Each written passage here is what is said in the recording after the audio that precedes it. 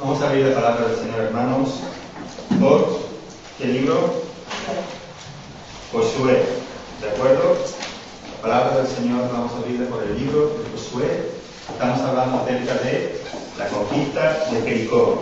Pero dijimos, hermanos, que antes de ver la propia conquista tenemos que ver, estamos viendo lo que aconteció antes, durante y lo que acontecerá después también de la conquista, para que veamos todo el proceder de Dios y todo el obrar de Dios con el pueblo de Israel en un momento histórico de la vida y de la historia, propiamente dicho, del pueblo de Israel. Varios momentos fueron determinantes e históricos en el transcurso del pueblo de Israel. Naturalmente, desde la promesa dada a Abraham hasta que ellos alcanzaron la tierra prometida. Uno de esos momentos trágicos, como dijimos, fue cuando el pueblo rehusó entrar por primera vez a la tierra prometida, y toda esa generación, toda la generación que salió de Egipto, todos los hombres de guerra, toda aquella generación murieron en el desierto sin ver, sin entrar a la tierra prometida.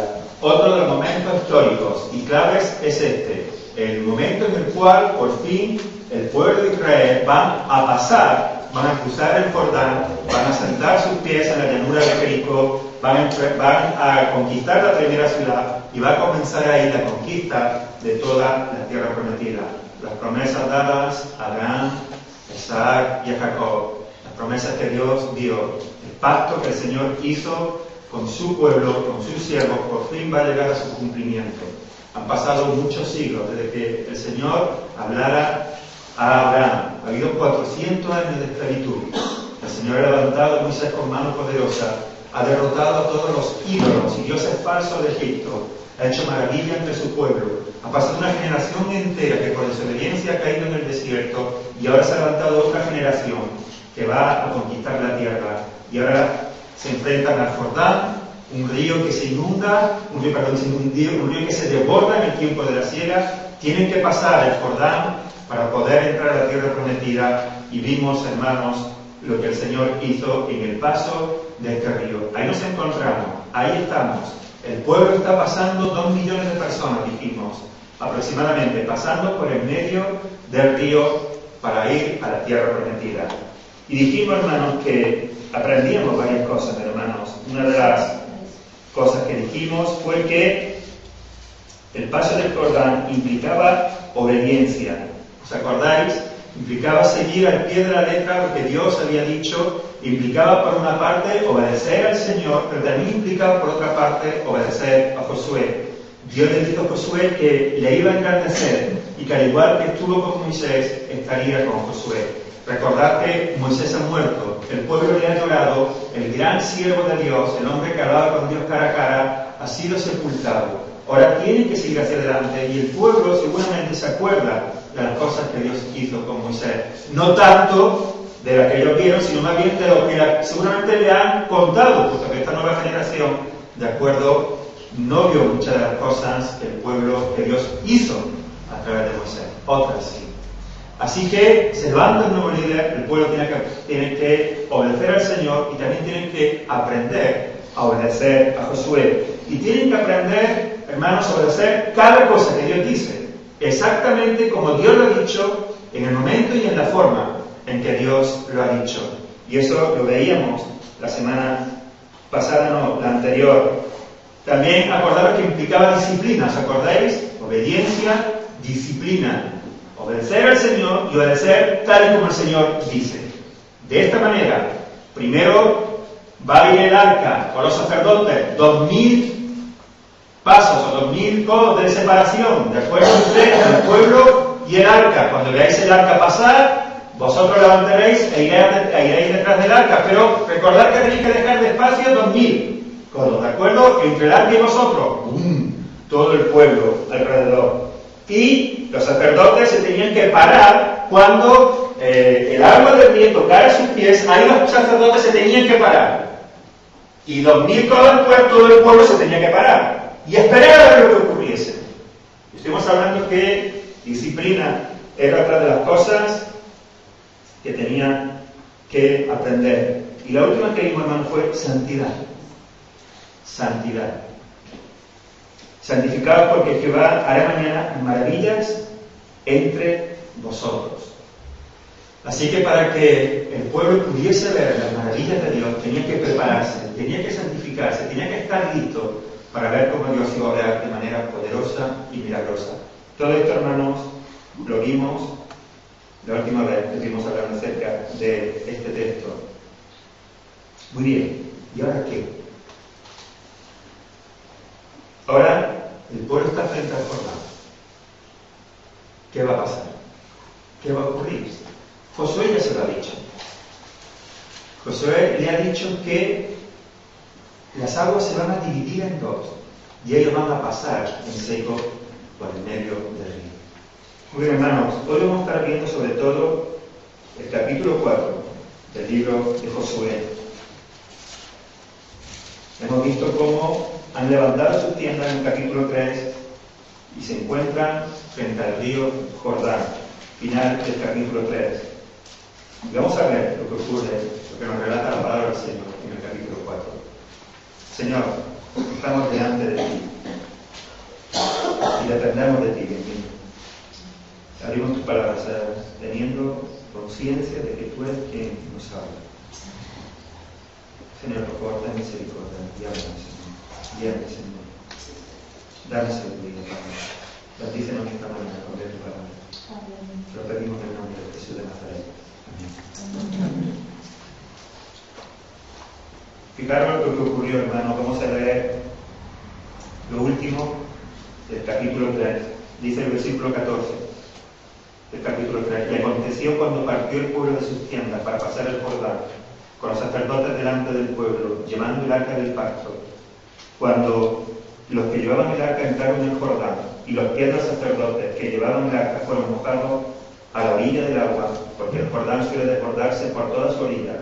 Todo el tiempo de la siega, las aguas que venían de arriba se detuvieron, como en un montón, bien lejos de la ciudad de Adán, que está al lado de Zaretán, y las que descendían al mar de Arabá, al mar Salado, se acabaron, y fueron divididas, y el pueblo pasó en dirección de Jericó. Mas los sacerdotes que llevaban el arca del pacto de Jehová estuvieron en seco, firmes en medio del Jordán, hasta que todo el pueblo hubo acabado de pasar el Jordán, y todo Israel pasó en seco. Wow. Separó como 25 y 30 kilómetros más. Nos da unos datos geográficos, el texto, y eso, de donde estaban ellos, el agua se paró como a 25 o 30 kilómetros de distancia. ¿Cuáles son ríos importantes en Venezuela? ¿Cuál es un río importante en Venezuela? El Orinoco es un pedazo de río, ¿verdad? Y el río de la Plata, en Buenos Aires, también es un pedazo de río. ¿Y en Colombia? ¿Qué río es así grande? El Magdalena. El Magdalena, que es nombre más apetitoso. El Magdalena. Las Magdalenas aquí son unos dulces. El Magdalena. Es un río muy grande. Un río grande, Orinoco, río de la Plata, Magdalena. Andalucía, el río más grande que hay es el Guadalquivir. Es un río que va desde la provincia, desde Sierra de Jaén, que nace, atraviesa casi toda Andalucía y desemboca en San Lucas de la Ramera, en Cádiz, enorme. De hecho, en Sevilla es navegable. Cuando pasa por Sevilla es navegable. En tiempos antiguos, los barcos paraban y traían la mercancía de América Latina, perdón, cuando robábamos, esto vamos a dejarlo del pasado, ¿de acuerdo? Y navegaban por el río y ahí soltaban todo. Era navegable. Ríos caudalosos. Vosotros imaginaros que estáis en el Magdalena, en el Orinoco, en el río de la Plata, en Guadalquivir, metéis los pies y de repente a 25 kilómetros separa todo el caudal de ese río. Separa quieto y como si fuera un embalse. Los geólogos dicen que la corriente del río Jordán, que también es un gran río, iba en el tiempo de la siega, que se desbordaba como a 100 o 8 kilómetros por hora. Imagínate que ves los pies en el Orinoco, en el río de la Plata, en el río Magdalena, y a 25 o 30 kilómetros alguien dice que el río está parado.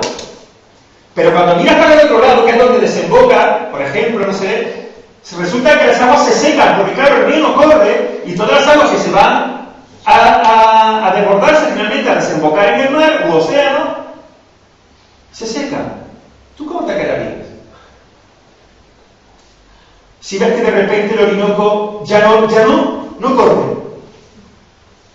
¿Qué que el río de la Plata se separó, que el Magdalena ya, que va viendo que las aguas van desapareciendo, que ya no hay río que se desborde por San Lucas de Barrameda, que ya no hay río que desemboque en el mar. ¿Cómo te quedas? Y mientras va viendo como 2 millones de personas van pasando en seco, y que aquel río que tiene una profundidad considerable, los pies del sacerdote están tocando tierra. ¿Qué te parece? ¿Qué te parece si tú fueras testigo directo de aquello? ¿Qué te parece si tú pasaras por el medio del Magdalena, del Guadalquivir, del Orinoco o del Río de la Plata, pasarse en seco por un lugar donde tú nunca pensabas que podrías pasar en seco? ¿A ti se te ha ocurrido alguna vez, Pedro, pensar pasar en seco por mitad del Orinoco? ¿O por el Río de la Plata, Luis? ¿O por el Magdalena, Yolanda? ¿Has pensado alguna vez que tú podías pasar tranquilamente allí sin que tus pies se mojasen? ¿Sin que tuvieses que nadar, sin pensar que el agua te iba...? ¡No! De hecho, vamos a pasar un arroyuelo por tierra y ya casi que nos cuesta. Y más de uno nos hemos caído, yo me he caído. En un río que simplemente tenía 5 centímetros y he pegado allí un jardalazo, como decimos en Andalucía. Increíble pasar por el medio de esos ríos en seco. 2 millones de personas, hermano. Dios cumple su promesa. Josué dijo: Dios os hará pasar en seco. Así que no importa el río, no importa los 2 millones de personas, no importa que el caudal que lleve, no importa si eso nunca se ha visto antes, lo de pasar por un río, pero sí sería una cosa, que ya pasaron por un mar. Así que, hermano, el pueblo de Israel ha pasado el Jordán. El Jordán ya queda atrás. Lo ha pasado en seco. Y han sido testigos de las maravillas y del poder de Dios, tal y como Josué les había dicho. Fijaros, hermanos, es una nueva generación nacida en el desierto. Esta nueva generación, nacida en el desierto, contempló al igual que Dios abrió el Mar Rojo, algo que ellos no habían contemplado. Seguramente ellos le habían contado la historia. Seguramente a sus oídos llegó como Dios abrió el Mar Rojo y pasaron en seco, pero ahora ellos son testigos directos de que este Dios sigue dividiendo las aguas para que su pueblo pase en seco. Dios abrió ya las aguas en el Mar Rojo para que el pueblo dejase de Egipto y la esclavitud. Ahora vuelve a abrir las aguas, a partirlas, para alcanzar la promesa de la tierra prometida. El pueblo ha cambiado, ¿cierto? El líder ha cambiado, ¿cierto? El país ha cambiado, ¿verdad? Pero Dios sigue siendo el mismo. Dios sigue siendo el mismo. Él cumplirá sus promesas. Nunca se olvidará de lo prometido y jamás dejará de cumplir lo que ha dicho. Dios dijo a Abraham: voy a hacer de ti una nación grande y te daré la tierra de la cual fluye leche y miel. Abraham no conquistó esa tierra. Isaac tampoco. El nieto Jacob tampoco. Pero que no se olvide de su promesa. Si Dios promete algo, Él lo va a cumplir. Mirad, hermanos, en el vocabulario de Dios no existen estas cosas. No salen frases como estas. Las circunstancias han cambiado. Entonces, la promesa no mejora. Ahora me encuentro en una situación complicada. No tengo ya la fuerza suficiente. Me apresuré a hacerte esta promesa. No calculé bien lo que te dije. Ha surgido el imprevisto que yo no esperaba. Creo que al final no va a poder ser. ¿Te suena eso?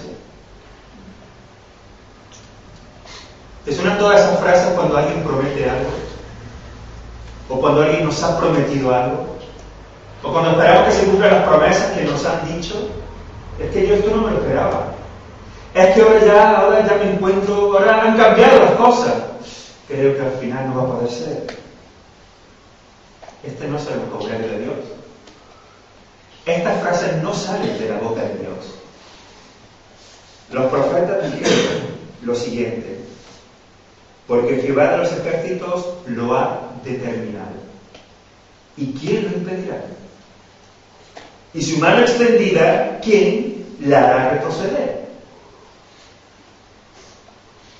Y número 23:19, si me acompañáis en número 23:19, dice lo siguiente.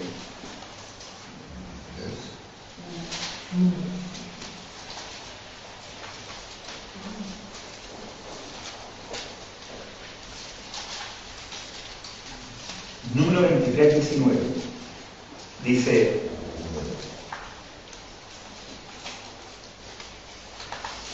Números 23:19. Amén. Amén. Dios no es hombre para que mienta, ni hijo de hombre para que se arrepienta. Él dijo y no hará, habló y no lo ejecutará. Hermanos, este es nuestro Dios. Dios no le vienen las cosas de manera imprevistas. No sale de su corazón, no sale de su boca estas frases. Él no te va a decir nunca si te ha prometido algo: mira, se me olvidó, no me acordé, te dije algo que yo pensaba que era capaz de hacerlo, pero resulta que al final no pude. Me apresuré a prometerte las cosas. Mira, Abraham, ¿sabes qué? Yo te dije: mira, sal y mira la noche y cuenta la estrella, así será tu pueblo. Pero ¿sabes qué? Creo que se me ha ido de las manos, Abraham, perdona, yo no esperaba esto. Dios no hace eso. Si Dios le dijo a Abraham que iba a hacer una nación grande, iba a meter a su pueblo en la tierra prometida, lo metió. ¿Cuánto tiempo pasó? El tiempo que Dios quiso. ¿Cuándo? Cuando Dios quiso. Pero metió al pueblo en la tierra prometida. ¿Por qué no alcanzó la promesa antes? Porque desobedeció. El pueblo desobedeció. Cuando tú y yo desobedecemos, las promesas, hermanos, Dios no deja de cumplir las promesas, pero puede ser que nosotros no las alcancemos, que las alcancemos. ¿Me explico? Pero Dios no va a incumplir su palabra. Él ha jurado por su nombre, y su nombre es santo. Y si Él dice: yo voy a meter en la tierra prometida, da igual que sea la generación diferente, da igual que sea un líder diferente, da igual que sea un país diferente, da igual que el Jordán que esté en medio, da igual que se desborde las aguas, da igual que haya que pasar por mitad, Dios abre las aguas, el pueblo pasa en seco, pero el pueblo entra a la tierra porque Dios lo ha dicho.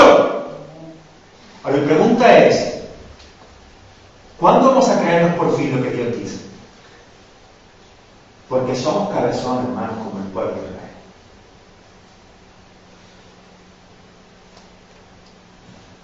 ¿Cuándo vamos a creernos de una vez por todas lo que Dios dice?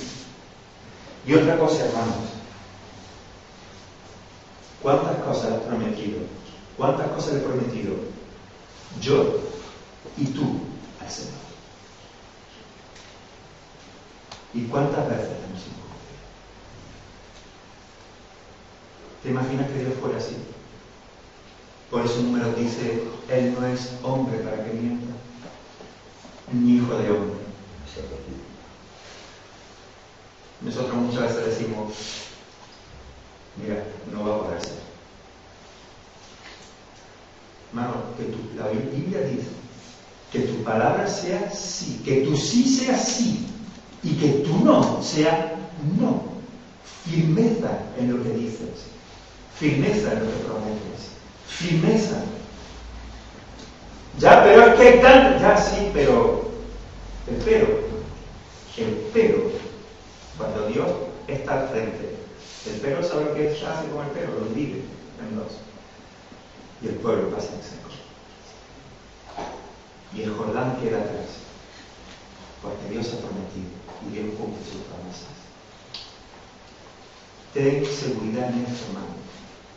Ten seguridad en esto, hermano. Joven, ten seguridad en esto.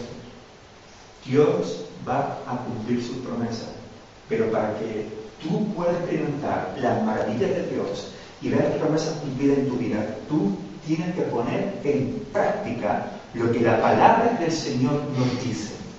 Hermano, siempre os repito esto, lo voy a ser constante en esto. Si Dios ha dicho, buscadme primeramente y todo va a ser añadido, hermanos, entonces el camino es este. Primero, Él.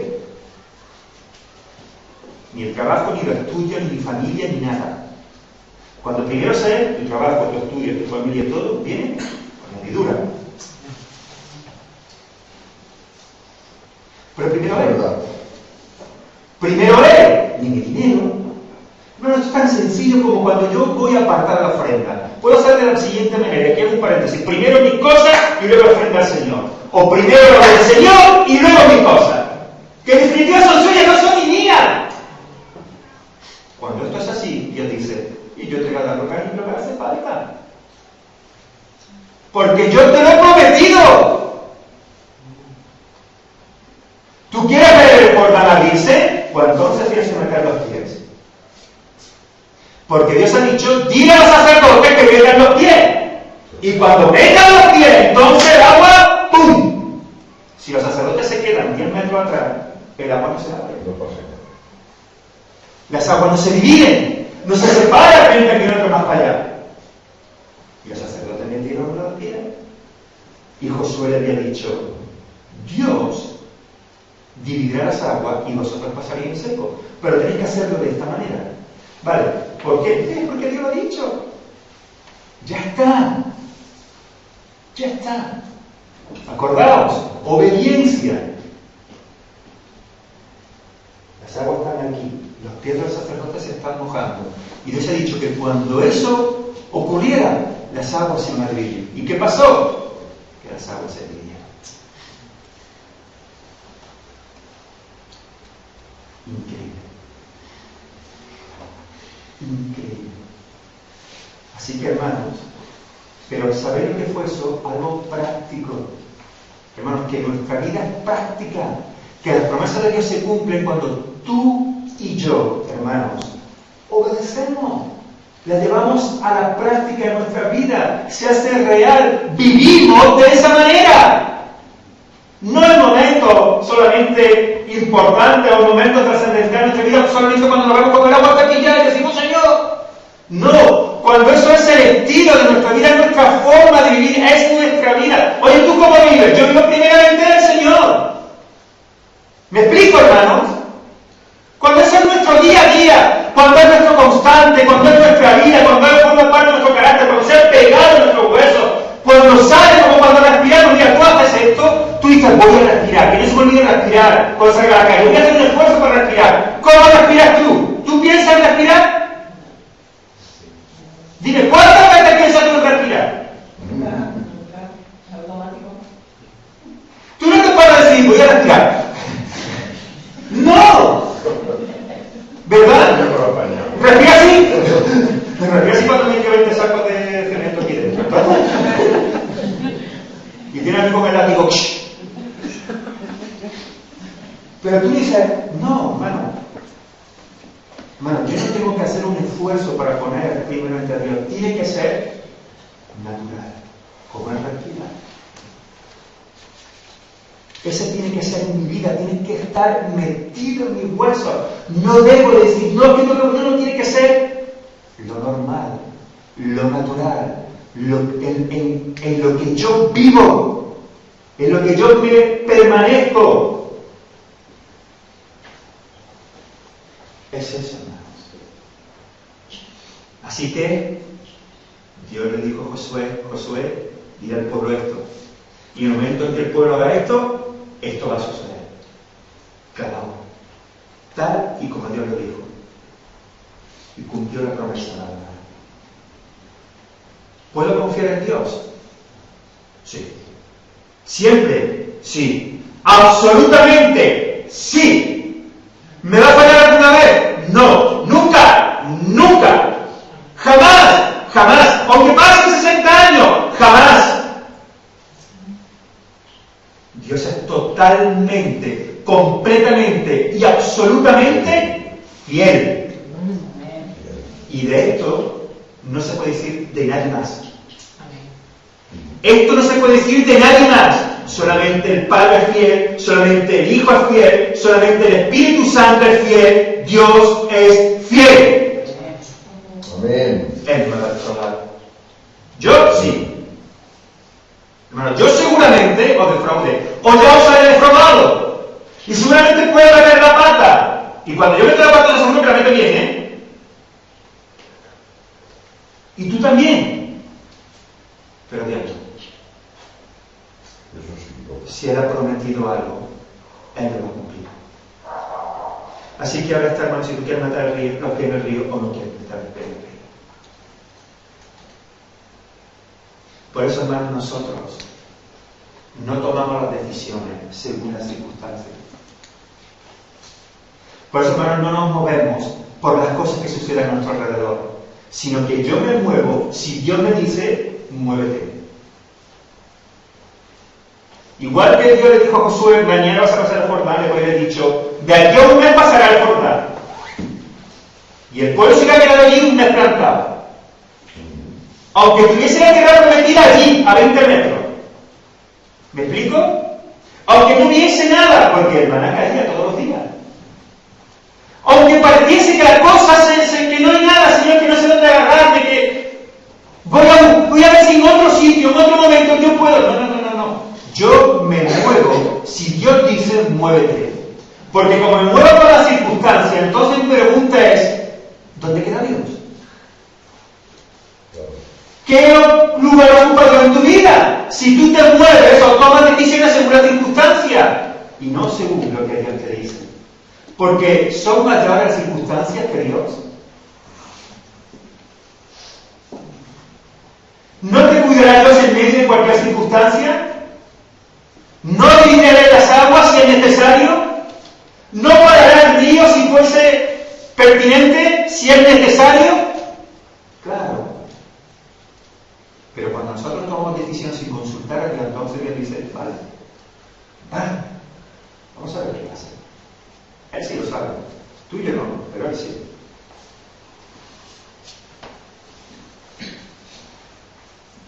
Y por fin, el pueblo pasa en seco, porque Jehová de los ejércitos lo ha determinado. ¿Y quién lo engañará? Él lo ha dicho y no lo hará. Y ahora, hermanos, el pueblo ya se encuentra en la llanura de Jericó. Y hay algo significativo que ocurre. Los versículos del 5 al 7, en el capítulo 4 nos dice lo siguiente. Y les dijo Josué les dice estas cosas, porque Dios se lo ha dicho previamente a Josué. Y les dijo Josué, pasad delante del arca de Jehová vuestro Dios, a la mitad del Jordán, y cada uno de vosotros tome una piedra sobre su hombro, conforme al número de las tribus de los hijos de Israel, para que esto sea señal entre vosotros, y cuando vuestros hijos preguntaren a sus padres mañana, diciendo, ¿qué significan estas piedras? Le responderéis que las aguas del Jordán fueron divididas delante del arca del pacto de Jehová. Cuando ella pasó el Jordán, las aguas del Jordán se dividieron, y estas piedras servirán de monumento conmemorativo a los hijos de Israel para siempre.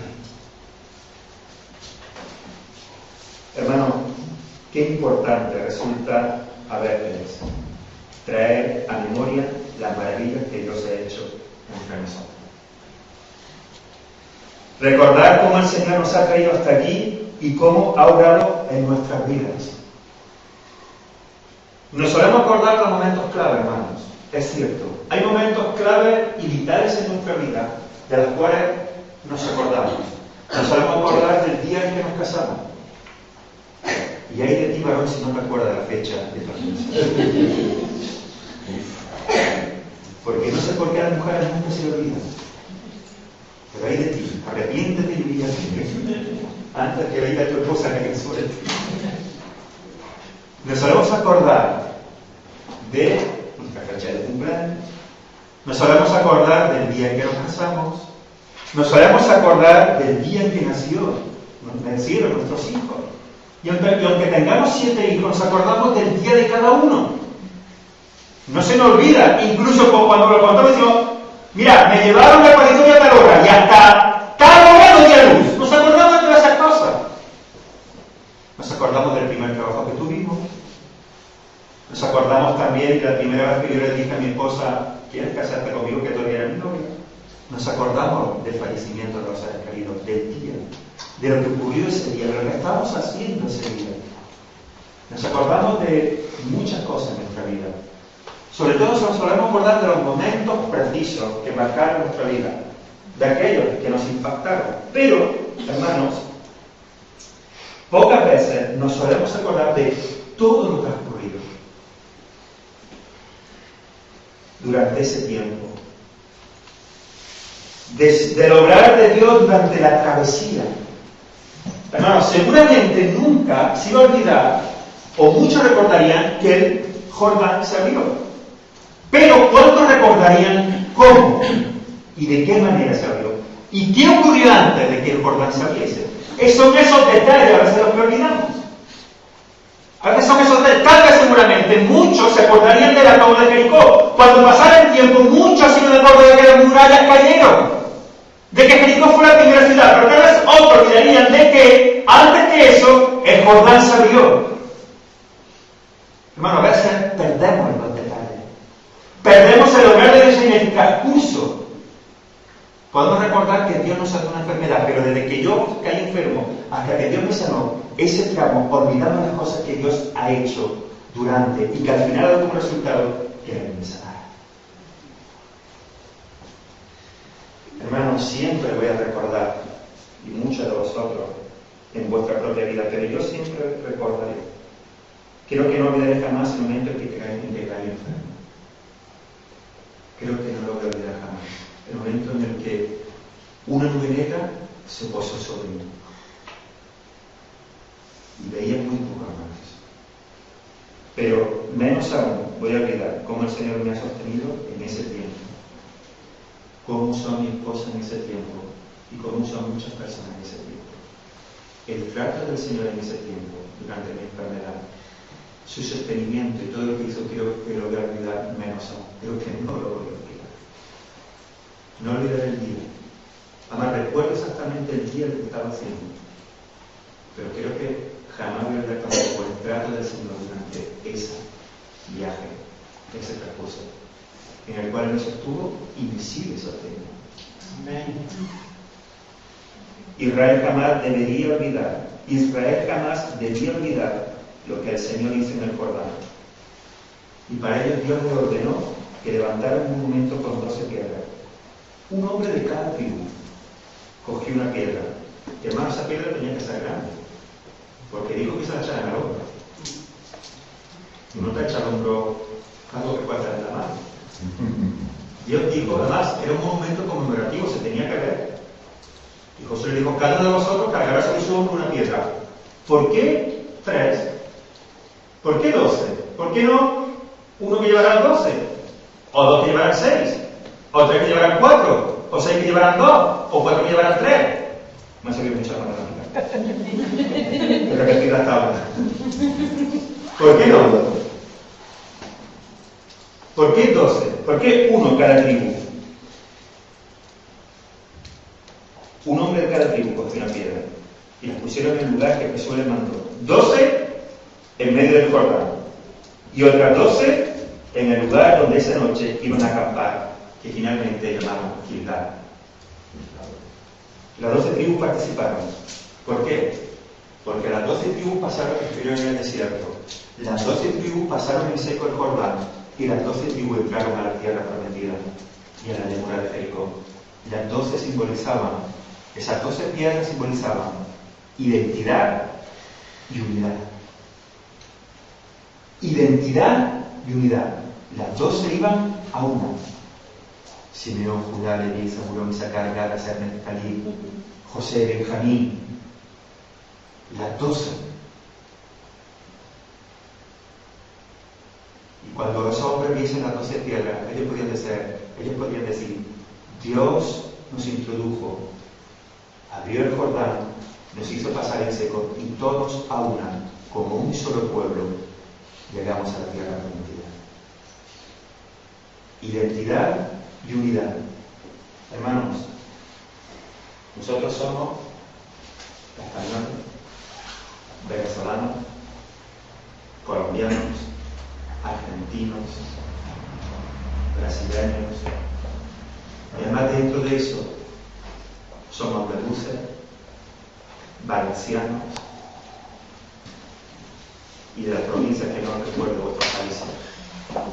Cada uno venimos de un lugar diferente, cada uno de una nación diferente, de una provincia diferente, de una región diferente, con una costumbre diferente, con palabras diferentes, pero somos uno. Hermano, que no se te olvide esto nunca. Tú eres mi familia y yo soy tu familia. Antes de ser andaluz, infinitamente mucho antes de ser andaluz y cordobés, soy hermano tuyo e hijo de Dios. Tenemos un mismo Padre, una misma misión, un mismo sentido, una misma identidad. ¿Me explico? Aquí, en la casa de Dios, en la iglesia de Cristo, la nacionalidad no sirve para nada. El orgullo de la tierra se colapsa. El esplendor de la nación queda sin reflejo alguno, porque aquí lo único que importa es que tú y yo somos redimidos por la sangre del Cordero. Y servimos al mismo Dios y Padre. Cuando el pueblo de Israel viese las 12 piedras, ellos no iban a recordar esto, que Judá pasó, que Isaacar pasó, que Benjamín pasó. No, ellos iban a recordar que Dios hizo pasar a todo el pueblo. Para testimonio. Tú y yo somos uno. Y hermanos, y como tú y yo no andemos en uno, como tú y yo no sintamos en uno, no trabajemos en uno y no caminemos en uno, tú y yo no cruzamos el Jordán. ¿Me explico? Y nos quedaremos a la otra orilla. Hermanos, allí en el patio hemos puesto una hoja debajo del hormigón, al lado derecho, en el fondo del todo, donde dice: Dios nos trajo aquí de toda tierra, de diferentes naciones, de diferentes lugares, para juntos servirle, adorarle y honrarle. Uno somos. No somos 10, no somos 15, no somos 20. Cada uno tenemos nuestra propia particularidad. Como personas individuales tenemos nuestra propia idiosincrasia, identidad. Pero Dios nos mira como su esposa. Uno. Así que las 12 tribus, uno por tribu, cogieron y pusieron una piedra. Identidad, unidad.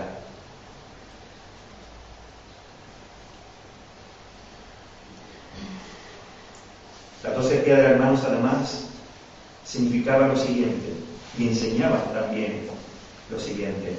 Uno, recordatorio del poder de Dios. ¿Puedes recordar el poder de Dios en tu vida, hermano?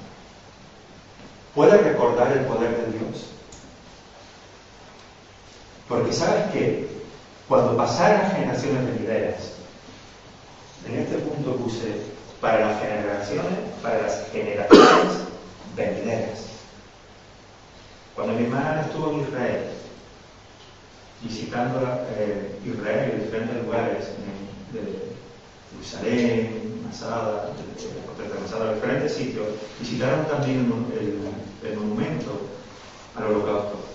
Y él se trajo un libro acerca del holocausto del pueblo judío y ponía en el libro para las generaciones venideras, para que no olviden. Solemos, hermanos, fallar la memoria, no suele fallar. Y sobre todo no suele fallar la memoria con respecto a los demás. Y en esas cosas que hemos dicho, en esas pequeñeces. Mira, el pueblo real no se iba a olvidar cuando dice esas piedras que Dios es poderoso. Porque, hermano, a veces cuando se nos nubla, cuando la nube oscura se pone delante de nosotros, cuando caminamos en el desierto, cuando estamos en un momento crítico, nos tiemblan las piernas. Empezamos a dudar. Pero cuando tú miras las 12 piedras, te acuerdes que Dios es poderoso.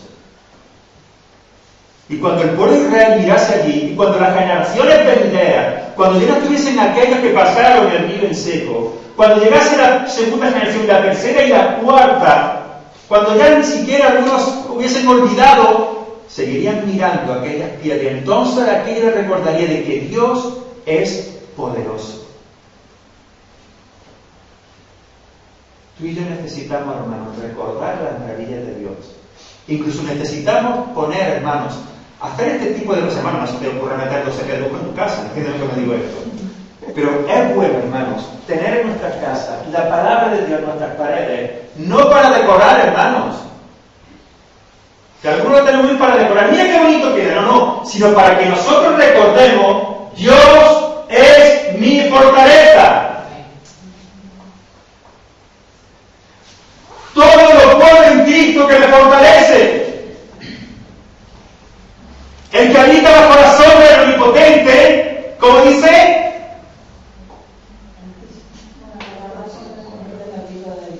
el que habita bajo la vida del morará bajo la sombra del Omnipotente, allí, puesto. ¿Por qué, hermanos? ¿Por qué? ¿Por qué?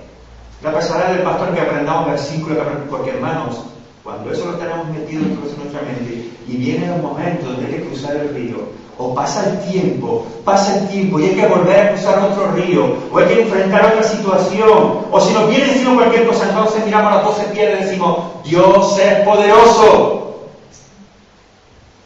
Y Él sigue siendo el mismo. Él no ha cambiado. Él sigue abriendo los mares, Él sigue abriendo los ríos, Él sigue haciendo maravillas y milagros en medio nuestro. Es hermoso poner testimonios en nuestra vida y en nuestros hogares, hermanos, donde nos traiga memoria, recordemos lo que el Señor ha hecho. No simplemente como decorativo, hermanos. No para que vengan los hermanos y digan, oh, qué espiritual, mira cómo los tienen. No, sino para que sea una realidad en nuestras vidas. Podamos traer a memoria lo que el Señor nos hizo.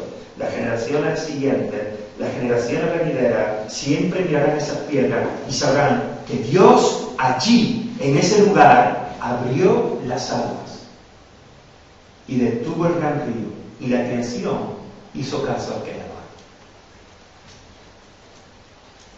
B. Aquellas 12 piedras servían para enseñanza a las generaciones venideras. El texto nos dice que para que esto sea señal entre vosotros, y cuando vuestros hijos preguntaren a sus padres mañana diciendo, ¿qué significan estas piedras? Y les responderéis que las aguas del Jordán fueron divididas delante del arca del pacto de Jehová. Para enseñanza a las generaciones venideras. Hermano, no hay nada más hermoso como padre que enseñar la palabra de Dios a los hijos. Es un privilegio, ¿no? Hablarle a los hijos que Dios te ha dado y que son herencia de Jehová, que son suyos y que Dios te lo ha dado a ti para que destruyan sus caminos, que tu hijo o tu hija te pregunte, papá, ¿por qué tienes eso allí?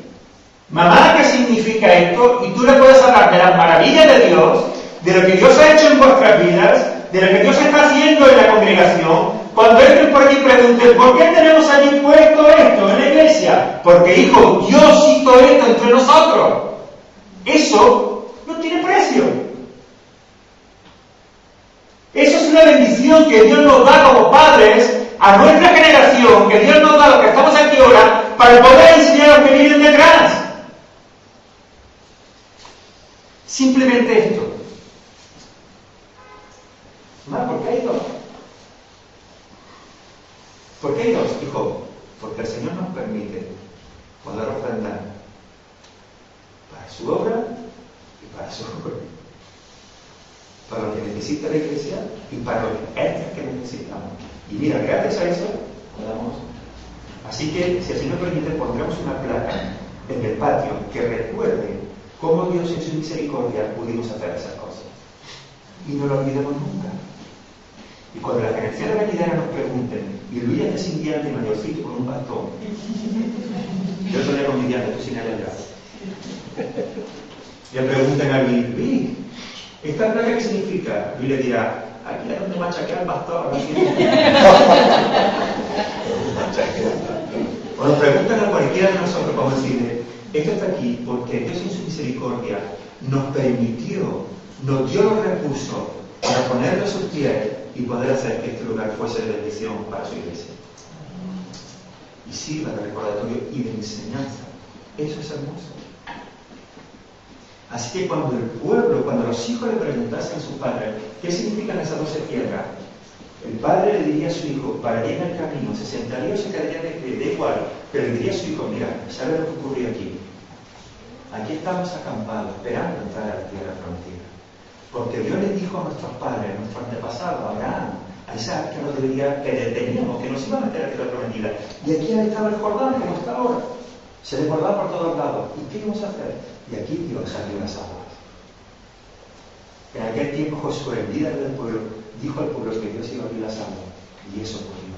Entonces yo te aseguro aquí, ese niño o ese joven, escuchando a su padre estará así,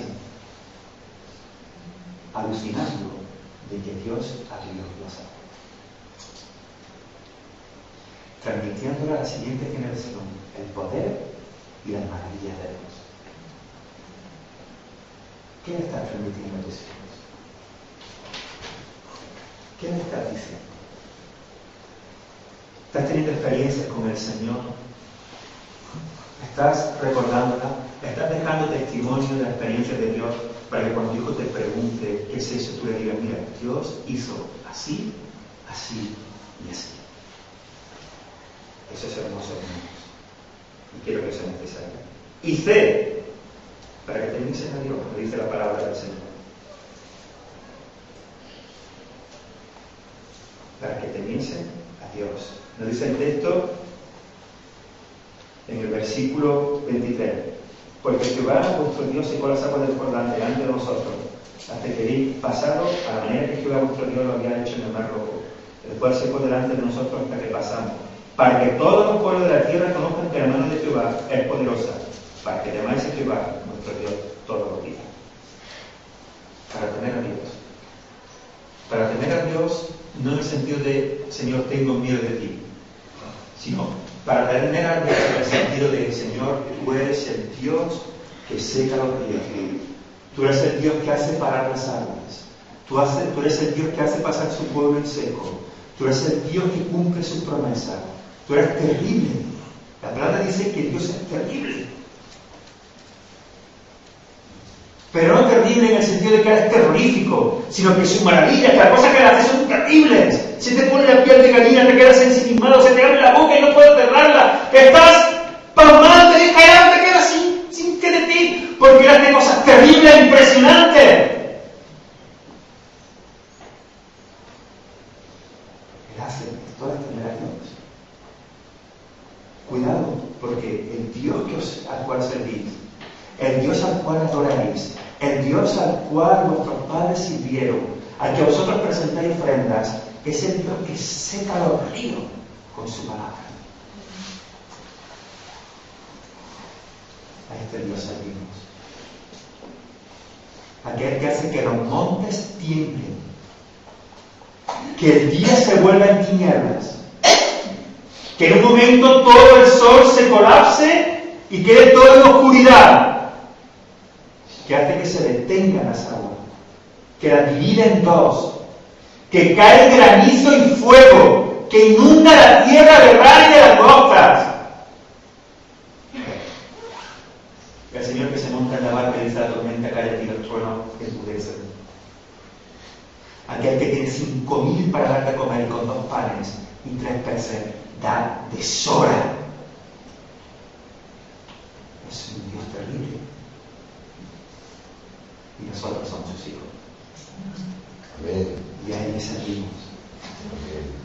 Así que cuando pasaban por allí y veían todas estas cosas, aprendían que Dios es un Dios poderoso. Aprendían que Dios es un Dios de prodigio, de señales, de milagros. Aprendían que hay que temer a Dios, porque Dios es terrible. 12 piedras que daban testimonio de las hechas maravillosas de Dios. Hermanos, voy terminando. No quiero pasar por alto tampoco lo que la palabra del Señor nos dice en 4:12. Si alguien puede leerlo, por favor. Josué 4, versículo 12. También los hijos de Rubén, los hijos de Gad y la media tribu de Manasés pasaron armados delante de los hijos de Israel, según Moisés les había dicho. ¿Quiénes pasaron? ¿Quiénes? Rubén, los hijos de Gad y la media tribu de Manasés. ¿Por qué precisamente nos señala el texto estas tribus? ¿Por qué no nos habla de las 9:30 restantes?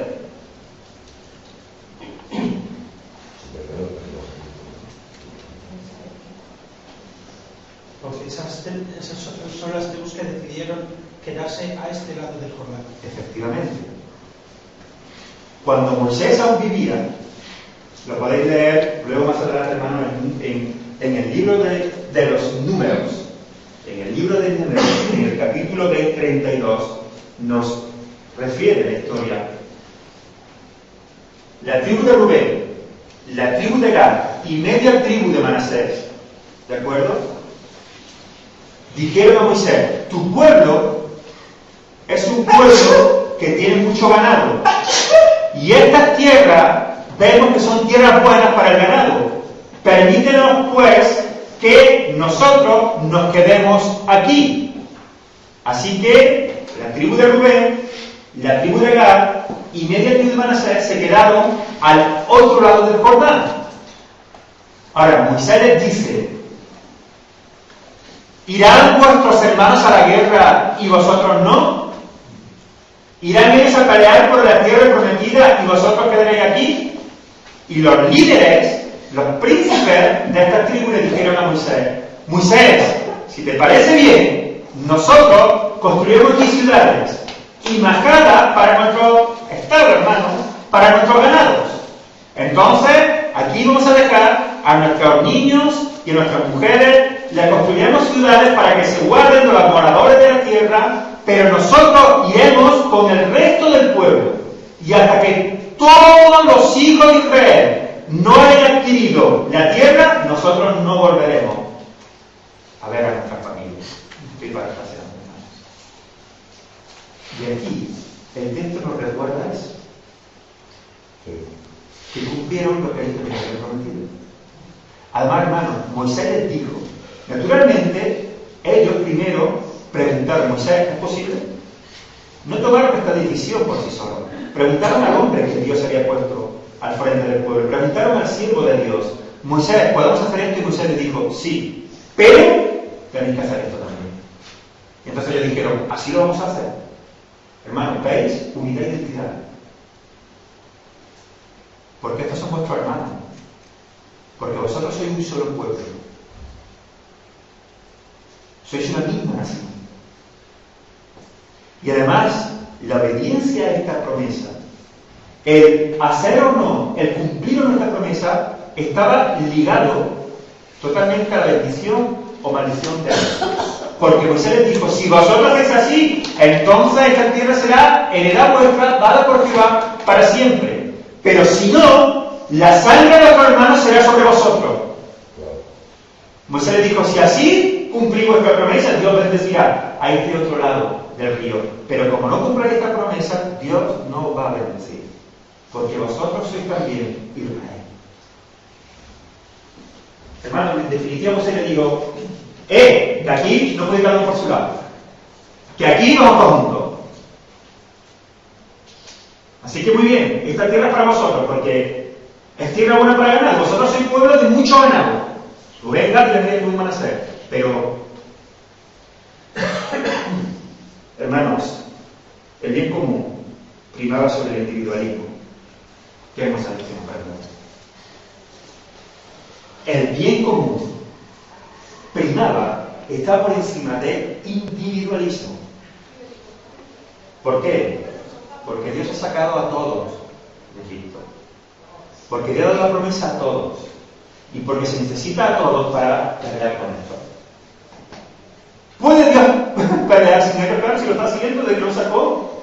Pero Dios quiere que el pueblo viva como uno. Identidad, unidad. ¿Sabes qué significaba eso? Significaba que alguno de la tribu de Rubén, que alguno de la tribu de Gad o de la tribu de Manasés iba a despedir de su esposa, de su hijo, y tal vez ya no los viera jamás. Porque no olvidemos que en la conquista hubo derrotas también, y hubo israelitas que huyeron. Quién sabe si fue uno de los rubenitas, o de los gaditas, o de la tribu de Manasés. Ellos se despidieron de su hijo y de su mujer y dijeron: nosotros vamos con ellos. Porque esto es justo delante de Dios. Porque Dios así nos lo demanda. Hermano, ¿cuántas veces nosotros hemos pensado primeramente en nosotros que lo que la iglesia necesita?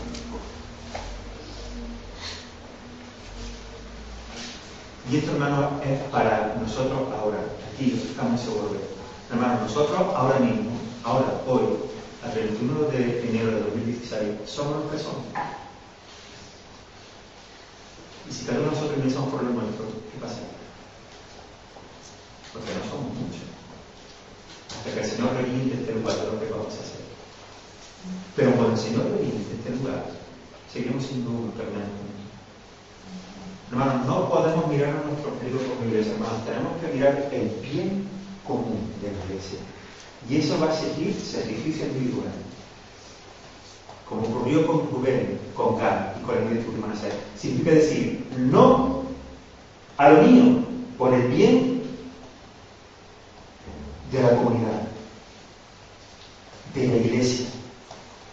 Y esto se produce en momentos tan sencillos de: a mí no me gusta el río, pero por amor vamos al río. ¿Me explico? Hasta las cosas más profundas. Hasta las cosas más profundas. Todos, hermanos. Cuando nosotros somos un pueblo, hermanos, un pueblo, una familia, y en la familia, hermanos, lo peor que hay en la familia es que cada uno vive por lo suyo y no por la familia en conjunto. Cuando nosotros miramos en el pueblo nuestro, nos estamos convirtiendo en personas, bueno, ya somos personas egoístas. Egoístas. Imagínate que, fíjate que ejemplo más sencillo, hermanos. Imagínate que a cualquiera de vosotros que cocináis, padres, que normalmente los que suelen cocinar, no digo mujeres, sino padres, ¿vale? Ambos, ¿de acuerdo? No, que ser mujer no pasa nada, de ser hombre tampoco, ¿entendés? Pero imagínate que uno de los dijera: a mí lo que más me gusta son las patatas fritas, así que como es lo que más me gusta, vamos a comer todos los días patatas fritas. Y mi hija, mi marido va a comer todas las patatas fritas porque me gusta a mí, individualismo. Solamente ese ejemplo, un día lo da hasta que el niño mira al madre y dice: mamá, por favor, piensa un poquito en la familia, ¿no? Que llevo un mes comiendo patata. Que ya me enseñan en el colegio que dicen tubérculo.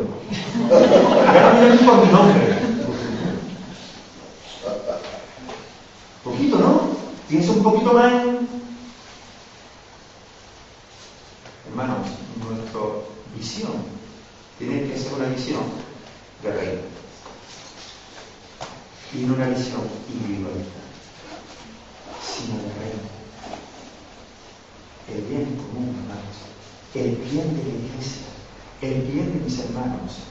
Cruzar el Jordán significaba servirte la espada, ir con las 9 restantes tribus y media, decir a tu familia: Dios, no sé si te volveré a ver, pero el Dios me dice que tome mi corazón, porque somos uno, y porque el bien de ellos es mi bien, y porque no puedo dejar atacar a aquellos con los cuales he pasado tanto tiempo en el desierto, hasta que Dios cumpla su promesa. Hermanos, ¿vivo yo caliente de la gente? ¿En la iglesia? No. En la iglesia no. El individualismo no hay lugar para el individualismo en la casa del Señor. Tenemos que tener una visión de reino, de pueblo, de identidad, de unidad. Muy bien. Y ahora, hermanos, vamos a ver la primera conquista. Pero eso lo dejamos para la semana que viene. No olvidemos, el Jordán ha quedado atrás. Dios cumple sus promesas. Los vocabularios de Dios no es casi como me parece que va a ser. 2. Para las generaciones venideras. recordar lo que Dios ha hecho. Esas piedras enseñaban acerca del poder de Dios, proveía enseñanza para las próximas generaciones, hablaban acerca del temor de Dios. 3. Visión de reino. La media tribu de Manasés, Gad y Rubén, también con las armas, para conquistar tierra para sus hermanos. Conquistar tierra para sus hermanos. Pelear codo a codo para que tú tengas tierra, porque Dios te ha dado la mía. Pero vamos juntos. Sentido de unidad, sentido de identidad. Una misma misión, codo a codo, juntos. Una misma familia, un mismo Señor. Hermanos, que el Señor nos bendiga. Estamos ya en la llanura de Jericó. Ahí nos encontramos. Vamos a pasar el Jordán. Vamos a ver lo que Dios nos sigue enseñando. Amén.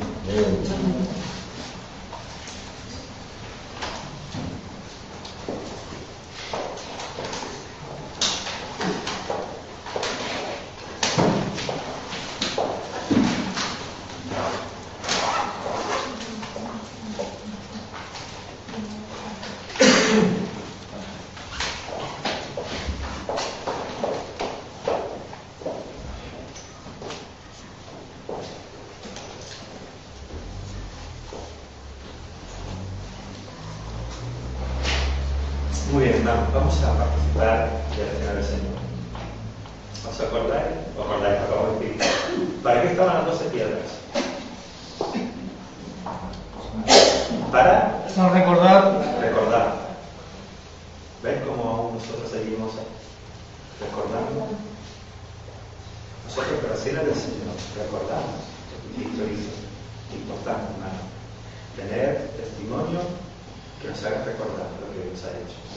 Voy a pedir a Lipe que me ayude y a Vicky que me ayude también. Hay veces que digo los nombres y ¿hacen así? Claro, hermano, soy diácono, no soy bibliotecario. Pero ya conociste que con esa persona. Muy bien. Nosotros, hermanos, enseñamos a la iglesia que todo aquel que ha aceptado a Jesucristo como Señor y Salvador en su vida y ha sido bautizado en el nombre del Padre, del Hijo y del Espíritu Santo y está en comunión, la iglesia puede participar de la cena del Señor. Vamos a orar en nuestros lugares y vamos a poner este tiempo delante del Señor. Y vamos a pedirle que tomemos discerniendo bien lo que estamos haciendo aquí. Y si tienes que pedir perdón delante del Señor o algún hermana, la palabra dice que ahora es el momento oportuno para hacerlo, reconciliarnos y participar de la verdad. Así que, hermanos, vamos a